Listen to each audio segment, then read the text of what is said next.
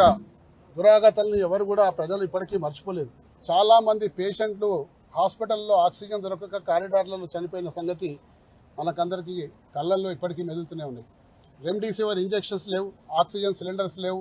ఇవన్నీ కూడా చూసి కేసీఆర్ గారు చలించిపోయి రాబోయే తరాలకు హెల్త్ కేర్ ఆరోగ్య పరిరక్షణ పటిష్టంగా ఉండాలన్న ఉద్దేశంతో 5 మెడికల్ కాలేజీలు ఉన్న మన తెలంగాణ రాష్ట్రంలో 34 మెడికల్ కాలేజీలకు పర్మిషన్స్ ఇచ్చి కేవలం మెడికల్ కాలేజీలు పెడితే సరిపోదు, దానికి అనుగుణంగా ఆసుపత్రుల నిర్మాణం కూడా జరగాలని చెప్పి ఉద్దేశంతో 4 టీమ్స్ హాస్పిటల్ ఈరోజు నిమ్స్లో ఉన్న హాస్పిటల్కి 2000 బెడ్లు చేసిండ్రు. సనత్ నగర్, అల్వాలు, ఎల్బీ నగర్లో దాదాపు 3000 బెడ్ల హాస్పిటల్ యొక్క ఫౌండేషను 2022 ఏప్రిల్ 20 నాడు వేసిండు. అలాగే వరంగల్లో హెల్త్ సిటీని అక్కడ ఫౌండేషన్ వేసిండు. 10,000 బెడ్లు రాబోయే తరాలకు అందాలన్న ఉద్దేశంతో, రాబోయే 4 సంవత్సరాల్లో అందాలన్న ఉద్దేశంతో 2022లో ఫౌండేషన్ వేసిండు.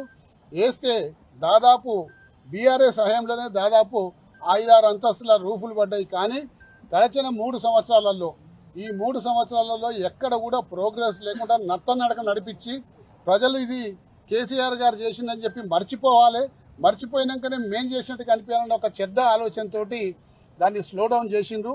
ఇలా ముఖ్యమంత్రి గారు సనత్ నగర్ టీమ్స్ను నిన్న ప్రారంభించడం జరిగింది. మరి ఒక సూపర్ స్పెషాలిటీ హాస్పిటల్ని ప్రారంభిస్తే అందులో సంపూర్ణంగా వసతులు ఉన్నాయని చెప్పి చెక్ చేసుకోలే ఈ రాష్ట్ర ప్రభుత్వం, గుడ్డిగా దాన్ని ఓపెన్ చేసిండ్రు. అక్కడ ఏ మాత్రం వసతులు లేవు. 4 అంబులెన్స్ వ్యాన్లు పెట్టిండ్రు. రోగులు వస్తే అక్కడి నుంచి నిమ్స్ హాస్పిటల్ తరలిస్తాంకు వాటిని రెడీ పెట్టిండ్రు. వచ్చిన రోగులను అక్కడ తరలిస్తుండ్రు. ఇవాళ కాంట్రాక్టు లేబర్ అక్కడ పనిచేస్తున్న గత 4 నెలలుగా వాళ్ళకు జీతాలు ఇస్తలేదని చెప్పి ఇవాళ ధర్నా కూడా అక్కడ చేస్తూ ఉన్నారు. అంటే ముందు చూపుతో కేసీఆర్ గారు ఆలోచిస్తే వీళ్ళు దాన్ని అంతా కూడా పక్కకు పెట్టేసేసేసి కేవలం పబ్లిసిటీ కోసం మేం చేస్తున్నామని చెప్పుకోవడం కోసం 6 నెలలకు ఒక హాస్పిటల్ ఓపెన్ చేస్తా అని చెప్పి నిన్న ముఖ్యమంత్రి గారు పత్రికాముఖంగా ఒక స్టేట్మెంట్ ఇచ్చిండు. 6 నెలలకు ఒక హాస్పిటల్ అంటే ఏ హాస్పిటల్ ఓపెన్ చేస్తాడు? ఇవాళ ఈ హాస్పిటల్ ఓపెన్ చేసిండు, రేపు అల్వాల హాస్పిటల్ ఓపెన్ చేస్తాడు, ఎల్లుండి మళ్ళీ దాని తర్వాత ఇంకో 6 నెలలకు ఎల్బీ నగర్ హాస్పిటల్ ఓపెన్ చేస్తాడు, ఇంకో 6 నెలలకు వరంగల్ హాస్పిటల్ ఓపెన్ చేస్తాడు. అంటే కేసీఆర్ గారు ముందు చూపుతోటి ఫౌండేషన్ వేసి దాదాపు సగం పూర్తయిపోయిన హాస్పిటల్ని ఇవాళ కంప్లీట్ చేసి ఆయన పూర్తి చేసినట్టు ఇవాళ నిజంగా చెప్పుకునే ప్రయత్నం చేస్తున్నందుకు చాలా నీచమైన పని. రాజకీయాల్లో ఇంత నీచ స్థాయికి దిగజారి ఇవాళ చేస్తున్న ఏ రాష్ట్ర ముఖ్యమంత్రి కూడా లేడు.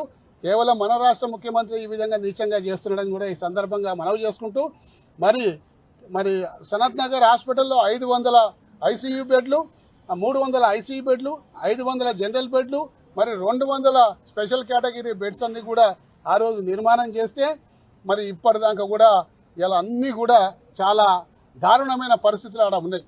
ఇంత దారుణమైన పరిస్థితులు పెట్టుకొని ఎందుకు ఓపెన్ చేసామని కూడా ఈ సందర్భంగా వారిని మేము ప్రశ్నిస్తున్నాం.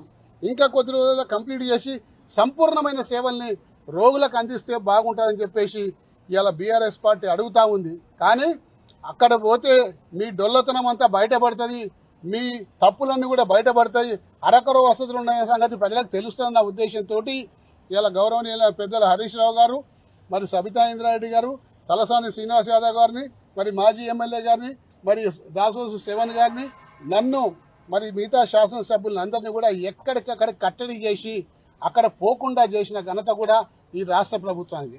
ప్రజాస్వామ్యంలో ఈ విధంగా గొంతు నొక్కే ప్రయత్నం చేస్తే ఎక్కువ రోజులు నొక్కలేవు. ఎన్ని రోజులు ఆపగలుగుతావు, ఎన్ని రోజులు దాయగలుగుతావు ఆ డొల్లతనాన్ని?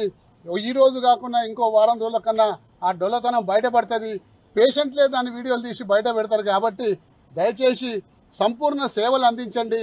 కేసీఆర్ గారి కన్న కళని, ఈ రాష్ట్రంలో హెల్త్ కేర్ పటిష్టంగా ఉండాలని చెప్పి కన్న కళని ఇలా కంప్లీట్ చేద్దామని చెప్పేసి ఇలా బీఆర్ఎస్ శ్రేణులందరూ కూడా కంకణబద్దులై ఉన్నారు.